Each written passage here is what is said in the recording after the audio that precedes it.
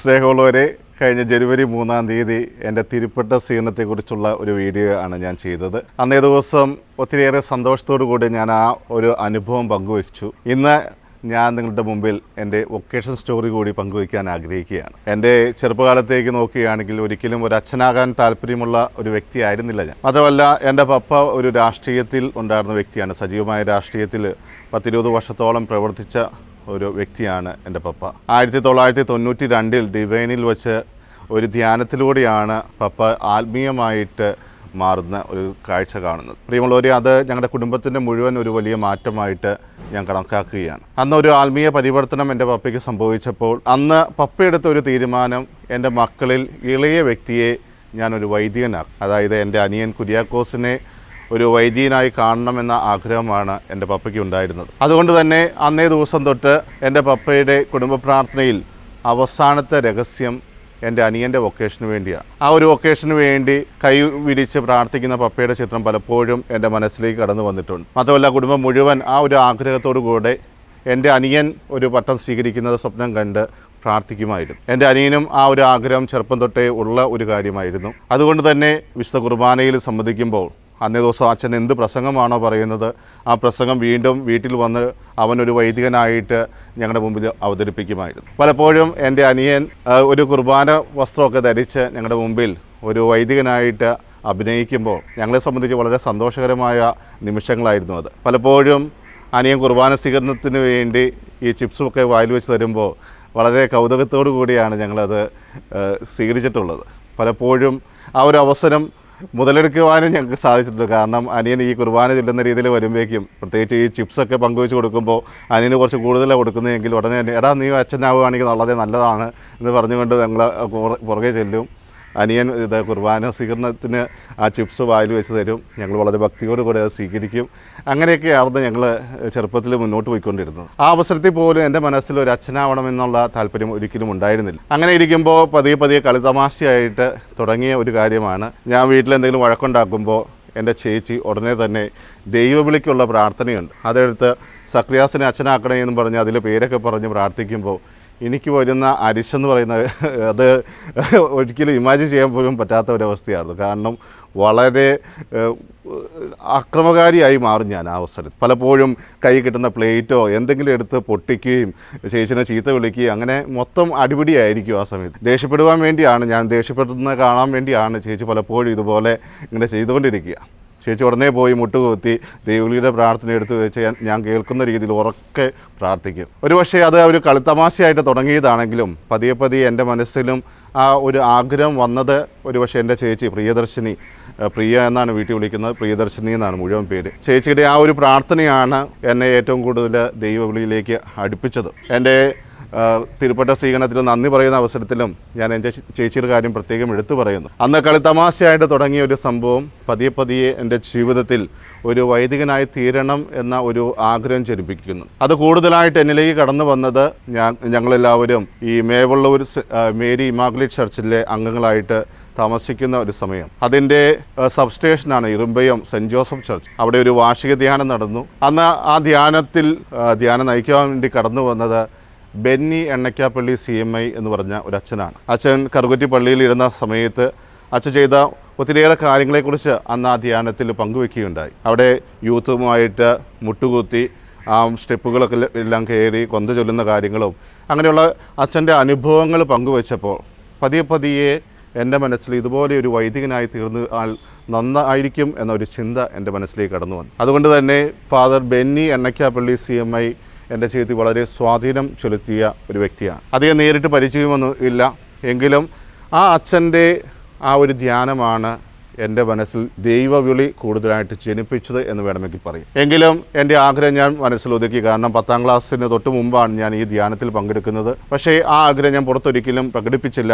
കാരണം എപ്പോഴും ഒരു വഴക്കാളിയായ ഒരു വ്യക്തി ഒരു അച്ഛനായി തീരുക എന്ന് പറയുമ്പോൾ ആർക്കും അംഗീകരിക്കാൻ പറ്റുന്ന ഒരു സംഭവമല്ല. അതുകൊണ്ട് തന്നെ 10ാം ക്ലാസ് കഴിഞ്ഞപ്പോഴും അതിനെക്കുറിച്ച് യാതൊന്നും വീട്ടിൽ സംസാരിക്കാതെ ഞാൻ +1 +2 പഠിക്കാൻ വേണ്ടി പോയി. എൻ്റെ പഠനശേഷം പിന്നീട് അടുത്ത സ്റ്റേജിലേക്ക് പോകുവാൻ വേണ്ടി തുടങ്ങുമ്പോഴാണ് ഞാൻ എൻ്റെ ആഗ്രഹം പതിയെ എൻ്റെ ചേച്ചിയോട് പങ്കുവയ്ക്കുന്നത്. കാരണം പപ്പയോട് പറയാൻ പേടിയാണ്. പപ്പ രാഷ്ട്രീയത്തിൽ സജീവ രാഷ്ട്രീയത്തിലുണ്ടായിരുന്ന ഒരു വ്യക്തി ആയതുകൊണ്ട് തന്നെ ഡിഗ്രിക്ക് എനിക്കൊരു സീറ്റ് നേടുവാൻ വേണ്ടി അന്നത്തെ എം പി ആയിരുന്ന KV തോമസിൻ്റെ അടുത്ത് പോയി ഒരു റെക്കമെൻഡേഷൻ ലെറ്ററൊക്കെ ആയിട്ട് അന്ന് രാവിലെ തൊട്ട് വൈകുന്നേരം വരെ അവിടെ നിന്നതിന് ശേഷമാണ് പപ്പയ്ക്ക് ഒരു റെക്കമെൻഡേഷൻ ലെറ്റർ കിട്ടുന്നത്. കാരണം ഒത്തിരിയേറെ ആളുകൾ MP യെ കാണാൻ വേണ്ടി അവിടെ ഉണ്ടായിരുന്നു. അപ്പോൾ അവരുടെ എല്ലാം തിരക്ക് ഒഴിഞ്ഞതിന് ശേഷമാണ് പപ്പ നേരിട്ട് ആ വ്യക്തിയുമായിട്ട് സംസാരിക്കുകയും, കാരണം അവരൊക്കെ ആയിട്ട് വളരെ അടുപ്പമുണ്ടായിരുന്ന ഒരു വ്യക്തിയായിരുന്നു എൻ്റെ പപ്പ.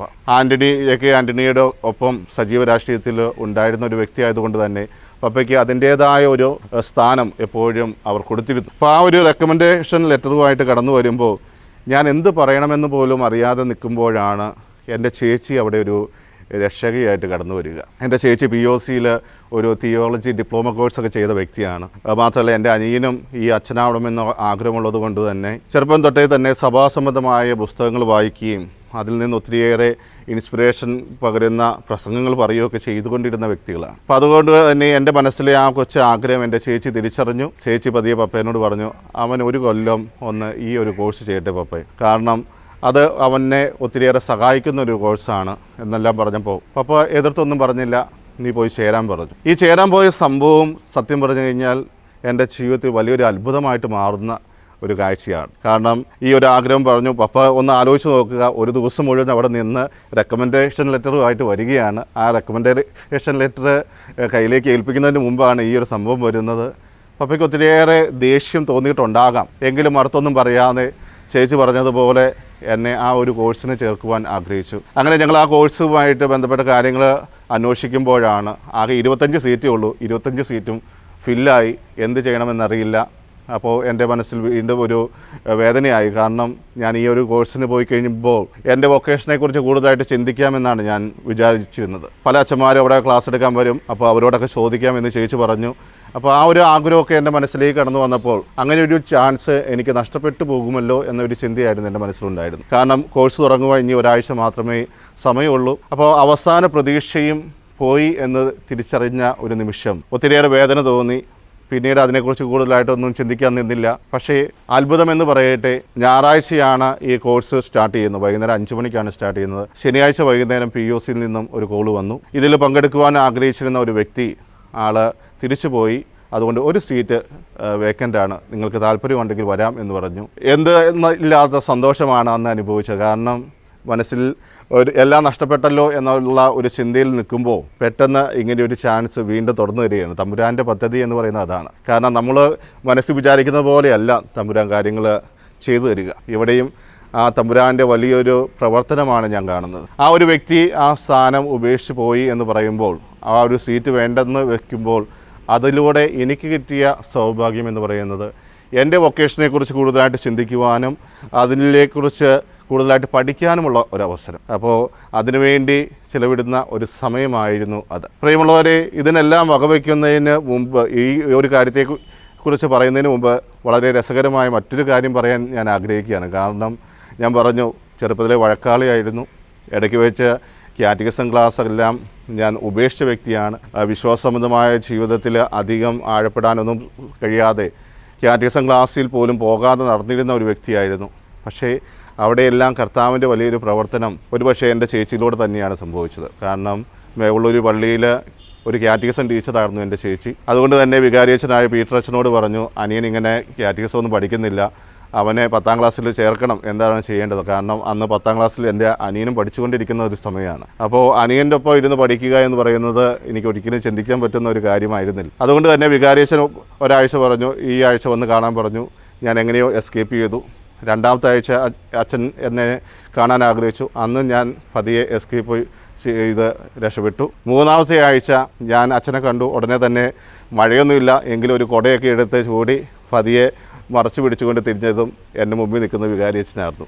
അന്ന് എന്നെ പിടിച്ചുകൊണ്ട് നേരെ പോയി 10ാം ക്ലാസ്സിലെ കാറ്റഗിസം സാറായ ഫ്രാൻസിസ് സാറിനോട് പറഞ്ഞു, ഇന്നു മുതൽ ഇവനും നിങ്ങളുടെ ക്ലാസ്സിൽ പഠിക്കുന്നതാണ്. അത് ഒരു കുരുക്കായിരിക്കുമെന്നാണ് കേട്ടോ ഞാൻ ആദ്യമേ വിചാരിച്ചത്. കാരണം അനിയൻ നന്നായിട്ട് പഠിക്കുന്ന ഒരു കുട്ടിയാണ്. ഞാനാണെങ്കിൽ 2 വർഷം കാറ്റഗിസം ഒന്നും പഠിക്കാതെ മാറി നടന്നൊരു വ്യക്തി. എങ്ങനെയാണ് ആ ക്ലാസ്സിൽ ഒരുമിച്ച് മുന്നോട്ട് പോവുക? കാരണം അനിയനേക്കാൾ കുറഞ്ഞ മാർക്ക് കിട്ടുക എന്ന് പറയുന്നത് ചിന്തിക്കാൻ പോലും പറ്റുന്ന ഒരു കാര്യമല്ല. അപ്പോൾ ആ ഇടയ്ക്ക് അങ്ങോട്ട് വേറൊരു കുട്ടിയും മറ്റൊരു ഇടവകയിൽ നിന്ന് മാറി വന്നു. അവൾ റാങ്ക് ഹോൾഡറാണ്.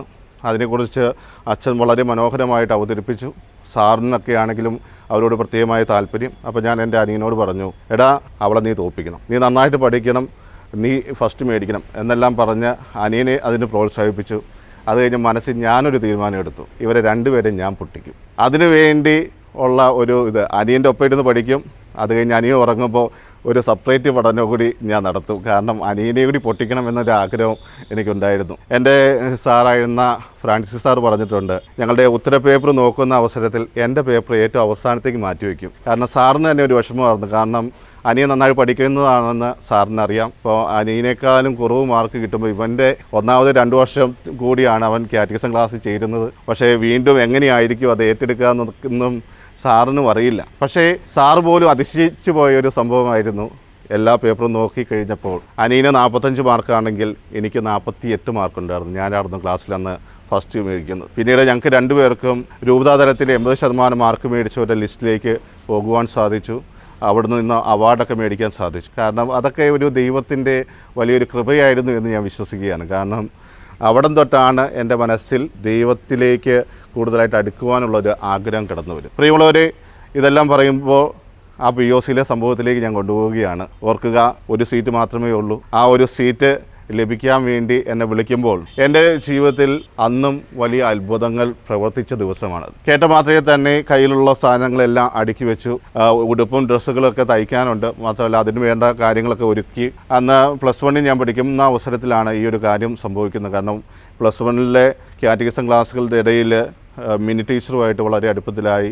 ടീച്ചറാണ് അന്ന് പോകാനുള്ള സാമ്പത്തിക സഹായം എനിക്ക് നൽകുന്നത്. ജോസാറും അതുപോലെ അന്നത്തെ ഹെഡ് മാസ്റ്ററായ ജോസാറും അന്ന് എന്നെ ഒത്തിരിയേറെ സഹായിച്ചു. അങ്ങനെയാണ് ഞാൻ ഇതിനു വേണ്ടി പോകുക. അന്ന് പോകുമ്പോൾ അവിടെയുള്ളവരുമായിട്ട് പരിചയപ്പെട്ടു. എൻ്റെ കൂടെ ഞാൻ അന്ന് ഓർഡിനേഷൻ്റെ ആ ഒരു സംഭവം വിവരിക്കുമ്പോൾ അന്ന് എന്നെ കാണാൻ വന്നവരെല്ലാം POCയിൽ എൻ്റെ കൂടെ പഠിച്ച വ്യക്തികളാണ്. എൻ്റെ ജീവിതത്തിൽ അതുവരെ എടുത്തു പറയാവുന്ന സുഹൃത്തുക്കൾ വളരെ കുറവാണ്. പക്ഷേ POC വെച്ച് അന്ന് ലഭിച്ച ആ ഒരു സൗഹൃദ വലയം ഇന്നും ഇത്രയും വർഷങ്ങൾക്ക് ശേഷവും ഞങ്ങൾ കാത്ത് സൂക്ഷിക്കുന്നുണ്ട് എന്നുള്ളതാണ്. 2010-11 ആ സമയത്താണ് ഞാൻ അവിടെ പഠിക്കുന്നത്. ആ ഒരു സമയം എൻ്റെ ജീവിതത്തിൽ എപ്പോഴും വിലമതിക്കുന്ന ഒന്നായിട്ട് ഞാൻ കണക്കാക്കുന്നു. കാരണം ആ ഒരു സുഹൃത്ത് വലയം ഇന്നും എൻ്റെ സപ്പോർട്ടായിട്ട് എൻ്റെ കൂടെയുണ്ട് എന്നുള്ളതാണ്. പ്രിയമുള്ളവരെ, ഈ ഒരു വൊക്കേഷൻ സ്റ്റോറി ഞാൻ നിങ്ങളുമായിട്ട് പങ്കുവയ്ക്കുമ്പോൾ ഒന്ന് ആലോചിച്ച് നോക്കുക, എപ്രകാരമാണ് ദൈവം എന്നെ ഈ ഒരു നിലയിലേക്ക് എത്തിക്കുന്നത്. അവിടെ POC പഠിക്കുന്ന സമയത്താണ് എനിക്ക് മറ്റ് കോൺഗ്രിഗേഷനെ കുറിച്ചൊക്കെ പഠിക്കുവാൻ സാധിച്ചത്. അവിടെയുള്ള വൈദികരുമായിട്ട് ഒത്തിരിയേറെ സൗഹൃദം കൊണ്ടുവന്നു. അവരോട് ഓരോ തവണയും കാണുമ്പോൾ വിവിധ വൊക്കേഷനെ കുറിച്ച് ചോദിക്കും, എങ്ങനെയാണ് ഇതിൽ തീരുമാനമെടുക്കേണ്ടത്, ഒന്നും അറിയില്ലാത്തൊരു സമയം. അങ്ങനെ ഇരിക്കുമ്പോഴാണ് എൻ്റെ അനിയൻ ആ സമയത്ത് +1 +2 പഠിച്ചുകൊണ്ടിരിക്കുന്ന സമയമാണ്. അവിടെ ജോസ് കാരക്കാട്ട് എന്ന് പറയുന്ന MSFSലെ ഒരു വൈദികൻ ജീസസ് ഫ്രറ്റേണിറ്റിയുടെ ഡയറക്ടറായിട്ട് സേവനം അനുഷ്ഠിക്കുന്നുണ്ടായിരുന്നു. അപ്പോൾ എൻ്റെ അനിയനെ കണ്ട് സംസാരിച്ചപ്പോൾ അച്ഛന് തോന്നി അനിയനെ സെമിനാരിൽ എടുക്കുകയാണെങ്കിൽ നല്ലതായിരിക്കും. അപ്പോൾ എൻ്റെ അനിയനോടാണ് ആദ്യമേ അച്ഛൻ ചോദിക്കുന്നത്, നിനക്ക് സെമിനാരിൽ ചേരുവാൻ ആഗ്രഹമുണ്ടോ? അന്ന് അനിയൻ അച്ഛനോട് പറഞ്ഞു, എന്നേക്കാൾ മുമ്പേ സെമിനാരിൽ ചേരാൻ ആഗ്രഹിച്ച വേറൊരു വ്യക്തി നിങ്ങളുടെ കൂടെ ഇവിടെ പഠിക്കുന്നുണ്ട്. അത് കേട്ടപ്പോൾ അച്ഛൻ പിന്നീട് എന്നെ സമീപിച്ചു, എന്നോട് ചോദിച്ചു. വളരെ യാദൃശ്ചികമായ POCയിലേക്ക് ജോലി ചെയ്യുവാൻ വേണ്ടി എൻ്റെ ചേച്ചിയും കടന്നു വന്നു. അപ്പോൾ ചേച്ചിയുമായിട്ട് കൂടുതലായിട്ട് സംസാരിച്ചു. ചേച്ചി മുഖേന അടുത്ത ദിവസം വൊക്കേഷൻ പ്രൊമോട്ടർ എന്നെ കാണാൻ വേണ്ടി POCയിലേക്ക് വന്നു. സാധാരണ വീടുകളിൽ വന്ന് കണ്ട് സംസാരിച്ചാണ് സെമിനാരിൽ ചേർക്കാറുള്ളത്.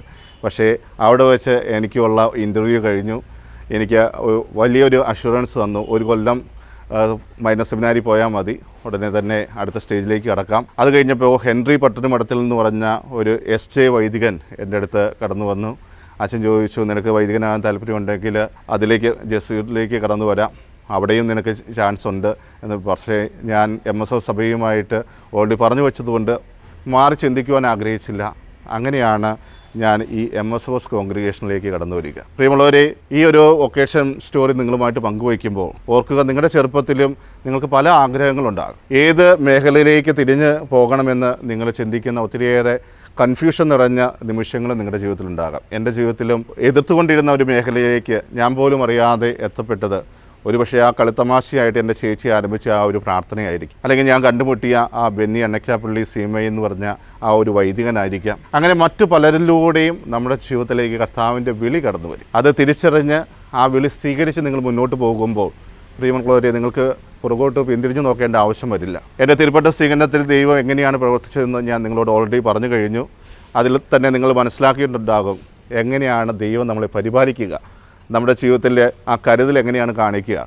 കാരണം ഭാവിയിലേക്ക് ആശങ്കയോടെ നമ്മൾ പോയി കഴിഞ്ഞാൽ ഒരിക്കലും നമുക്കൊന്നും നേടാൻ സാധിക്കും. നമ്മൾ പോലും അറിയാത്ത നിമിഷങ്ങളിൽ, നമ്മൾ പോലും അറിയാത്ത വ്യക്തികളിലൂടെ ദൈവം കൈപിടിച്ചുയർത്തുന്ന അനുഭവങ്ങൾ നമ്മുടെ ജീവിതത്തിലുണ്ടാകും. അതുകൊണ്ട് കളിത്തമാശയായിട്ടാണെങ്കിൽ പോലും നിങ്ങളുടെ ജീവിതത്തിലേക്ക് പറയുന്ന പല കാര്യങ്ങളും ഒരുപക്ഷെ ഭാവി ജീവിതത്തിൽ നിങ്ങൾ നേടിയെടുക്കുന്ന കാര്യങ്ങളായിട്ട് മാറാം. അതുപോലെ തന്നെയാണ് ദൈവത്തിൻ്റെ വിളി എന്ന് പറയുന്നത്. അതുകൊണ്ട് പ്രിയമുള്ള കുഞ്ഞുമക്കളെ, നിങ്ങളോടാണ് എനിക്ക് കൂടുതലായിട്ട് പറയാനുള്ളത്. ചെറുപ്പത്തിലെ നിങ്ങൾ വളർത്തുന്ന ആഗ്രഹങ്ങൾ ഒരുപക്ഷെ നിങ്ങൾ തമാശയായിട്ട് മാറ്റിക്കളയാം. പക്ഷേ പിന്നീട് ഒരിക്കൽ നിങ്ങളുടെ ജീവിതത്തിലേക്ക് വളരെ ഗൗരവപൂർവ്വം അത് കടന്നു വരുമ്പോൾ അത് ഏറ്റെടുക്കാൻ തയ്യാറാവും. അത് നിന്നെക്കുറിച്ചുള്ള പദ്ധതിയാണ്. ആ പദ്ധതി ദൈവം ഒരിക്കലും നിൻ്റെ നാശത്തിന് വേണ്ടി നിർമ്മിച്ച ഒരു പദ്ധതിയല്ല. നീ അതിൽ പരിപോഷിക്കപ്പെട്ട് കഴിഞ്ഞാൽ തീർച്ചയായും പുതിയൊരു വ്യക്തിയായിട്ട് നിനക്ക് മാറുവാൻ സാധിക്കും. ശരിക്കും എൻ്റെ ജീവിതത്തിൽ സംഭവിച്ചും അതുതന്നെയാണ്. കാരണം ഇതുപോലെയൊന്നും നിന്ന് സംസാരിക്കുന്ന ഒരു വ്യക്തിയല്ല ഞാൻ. എൻ്റെ ചേച്ചിക്ക് പോലും ഇത് കേൾക്കുമ്പോൾ വളരെ അതിശയമാണ്. നീ ഇതുപോലെയൊക്കെ സംസാരിക്കുക. കാരണം വളരെ ഇൻട്രോവേർട്ടായിട്ടിരുന്ന ഒരു വ്യക്തിയാണ്. വീട്ടിലേക്ക് ഒരാൾ വന്നു കഴിഞ്ഞാൽ അവരോട് സംസാരിക്കാൻ പോലും കഴിയാതെ റൂമിൻ്റെ ഉള്ളിൽ ഒളിച്ചിരുന്ന ഒരു വ്യക്തിയാണ്.